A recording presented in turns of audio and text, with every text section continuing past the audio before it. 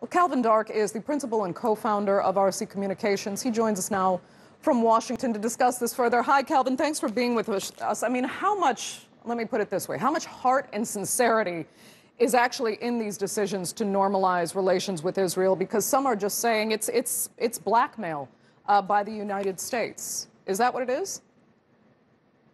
Well, I think that we have to actually look and see what has been done. Obviously, the Trump administration has its own agenda for kind of brokering peace in a piecemeal fashion, going country by country. But when it comes to kind of like the trade-off in this specific case with Morocco, it's more than words. This is a conflict that's older than I am. It's from the 70s. And right now, we are a step closer to resolving that because the U.S. has now taken the step that other administrations have hinted that they were going to take to finally resolve this conflict, which puts Morocco in a better position to be a leader in resolving the Israeli-Palestinian conflict. So at least in this case, it's not just window dressing or empty actions. Is it resolving the conflict, though? Because the U.S. may recognize the Western Sahara as part of Morocco, but the Polisario Front and Algeria, who very strongly backs it, they're still there.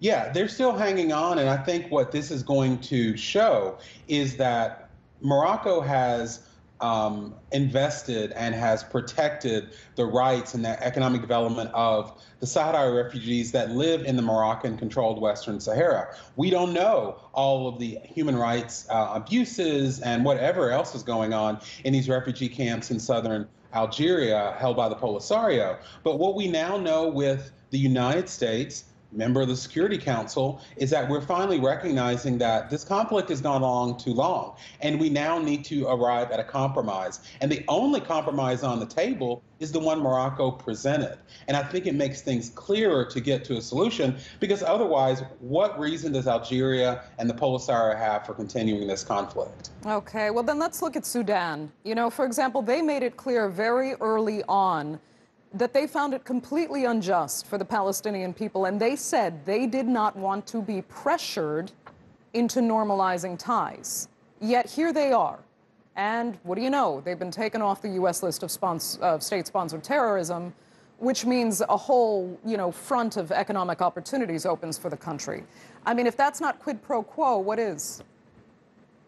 Well, I think it's a little nuanced because in the case of Sudan, and also this applies even more so to Morocco, is I was reading the King's statement, and I firmly believe this, that while this does make a step towards, obviously reestablishing diplomatic ties with Israel. That's a win for Israel and for the Trump administration. But it doesn't change how Morocco is going to advocate for the resolution of the conflict and fight for the Palestinians.